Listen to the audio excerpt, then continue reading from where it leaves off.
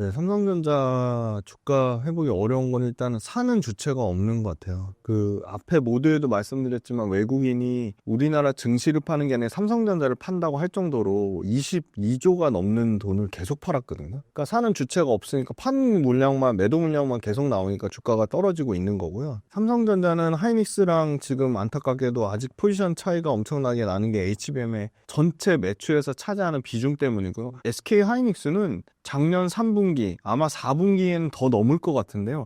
작년 3분기 기준으로 하이닉스 HBM에 대한 영업이익 비중은 42%까지 올라왔습니다. 삼성전자에서 HBM, 삼성전자 메모리 사업부에서 반도체 사업부에서 HBM이 차지하는 비중은 10%가 안 됩니다.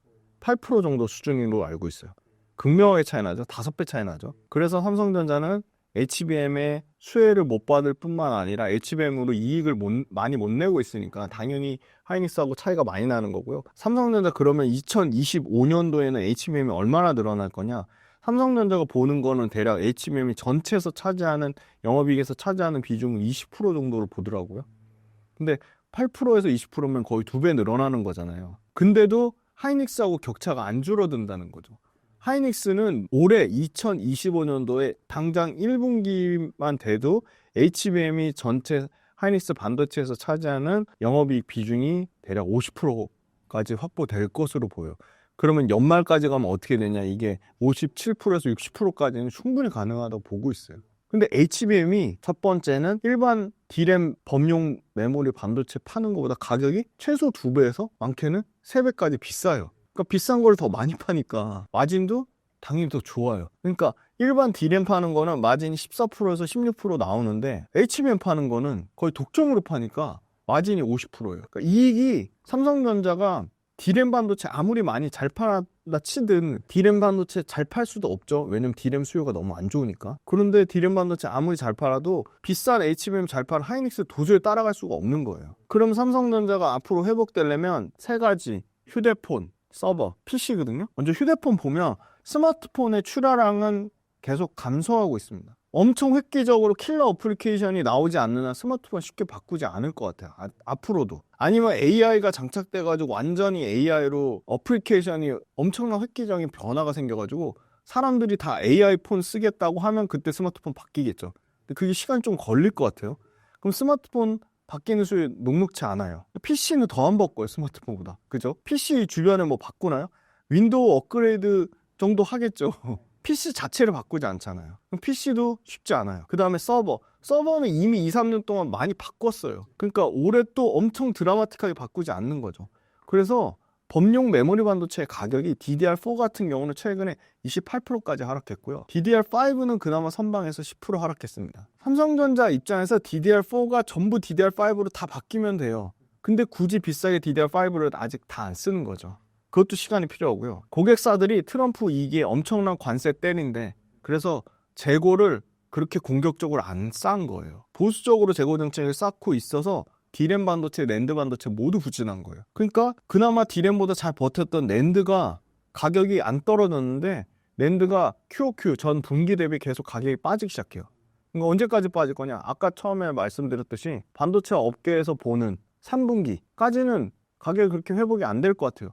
가격이 회복되려면 고객사들이 미리 재고를 막 쌓아놓거나 아니면 신규로 수요가 막 엄청나게 나와가지고 빨리빨리 물건이 나가가지고 또 재고를 추가적으로 쌓아놓거나 해야 되는데, 아니면 더 좋은 제품을 사기 위해서 기존 재고를 떨구거나, 빅베스라고 하죠. 기존의 악성 재고를 엄청 확 떨구거나 그렇게 하려는 업체가 없는 거죠, 사실은. 그리고 HBM 매출 비중이 상승해야 돼요, 삼성전자는. 근데 상승 못하고 있잖아요. 그 다음에 세 번째, 파운드리 가동률이 계속 떨어졌죠. 그런데 파운드리를 예를 들어 엔비디아 거 못 받으면 그래도 엔비디아 거 말고 다른 데 거, AMD 거는 삼성전자 파운드리 돌렸더니 수율이 잘 나오더라. 야, 브로드컴 삼성전자가 파운드리가 가져갔대. 삼성전자 파운드리 좀 맡겨보자.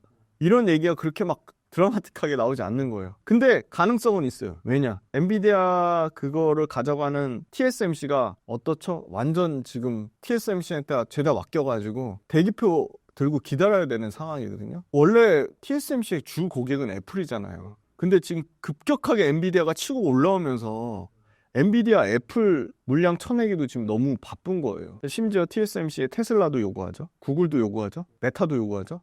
근데 구글하고 메타하고 아마존 얘네는 어떻게 하죠? 자체 반도체, 주문용 반도체, 아식이라고 하잖아요. 아식 막 설계하죠. 그럼 그걸 누군가는 만들어줘야 되잖아요. 위탁 생산해야 되잖아요.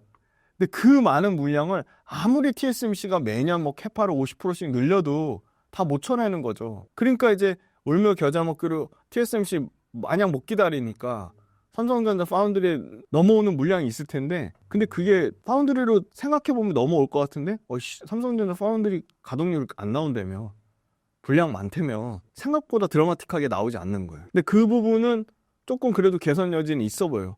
그러니까 삼성전자가 요 기회를 TSMC가 지금 목에 찼다, 캐파가 더 이상 돌아갈, 소위 말하는 수요 대비 공급이 너무 부족한 상태다, 그거를 잘 살려야 된다고 보고 있고요. 아까 반도체 가격 떨어지는 부분 관련돼서 업계에서는 영업이익이 아마 3분기가 바닥일 것이라 예상하는데, 증권가는 2분기 예상을 하니까 2분기와 3분기 그 어느 시점에 삼성전자 영업이익 바닥이 나온다고 하면 주가는 좀 더 빨리 반영이 되겠죠. 그 다음에 최근에 중국산 범용 디램이 미국에서 제재 신호가 나오고 있거든요. 당연히 그렇겠죠. 반도체 이제 최첨단 산업이니까. 그러면 중국산 범용 디램이 아무리 뭐 창신 반도체 얘기 지금 많이 하는데 그건 나중에 좀 자세히 말씀드릴게요. 근데 창신 반도체가 일단 결론적으로는 삼성전자를 아직까지는 그렇게 위협할 수준은 아니라고 보고요. 미국에서 만약에 제재까지 한다? 그러면 당연히 삼성전자의 그 북미 시장에서의 뭐 시장 점유율을 여전히 견조한 수준을 유지할 거다, 그렇게 보고, 아까 말씀드린 북미의 소위 말하는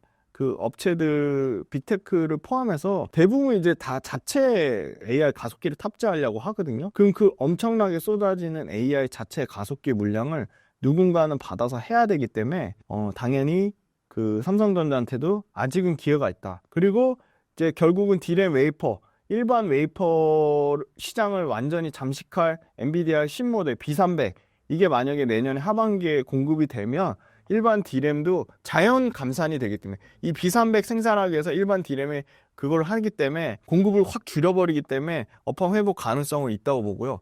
지금 일반 메모리 회사들 삼성전자, 하이닉스, 마이크론 뭐 포함해서 이미 감산을 통해서 만약에 다운턴이 회복되는 국면이다, 극복하는 국면이라고 보면 이런 회사들이 다시 탄력적으로 감산 여부를 조율할 거기 때문에 수요가 드라마틱하게 회복되지 않으면 공급이 확 줄여버리면 가격은 안 떨어지거든요.